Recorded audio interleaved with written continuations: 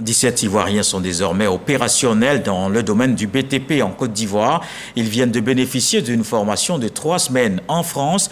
Ils sont issus du programme de l'école de la deuxième chance, initié par le ministère de l'enseignement technique. Hier dimanche, ils ont rencontré le ministre Kofi N'Guessan. Issa Tionayo. L'école de la deuxième chance, initiée par le ministère de l'enseignement technique, de la formation professionnelle et de l'apprentissage, est entrée dans sa phase active.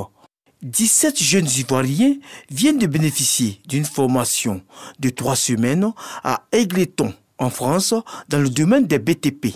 Ces élèves, dans le cadre d'une restitution de leur séjour hexagonal, avec le ministre Kofi N'Guessan, partagent leurs expériences. Nous avons tout appris, que ce soit sous la pluie, le froid à 1 degré, 2 degrés. On a testé tous les appareils et pour lui, c'était vraiment important de le faire parce qu'on lui a montré qu'on voulait vraiment apprendre. J'ai mis l'accent sur les exercices, bosser chaque soir, revenir pour apprendre plus. Parce que si on revient au cours sans avoir bossé le soir, on va traîner sur ce qu'on a vu la veille. Donc l'objectif était d'aller de l'avant, mais tout en apprenant dans de bonnes conditions. Convaincu que l'émergence du pays passe par un dynamisme de l'enseignement technique et professionnel, le ministre Kofi N'Guessan se réjouit de cette initiative. En créant et en soutenant l'école de la deuxième chance, c'est de donner une chance véritablement aux jeunes d'avoir la possibilité de se former et d'être employés.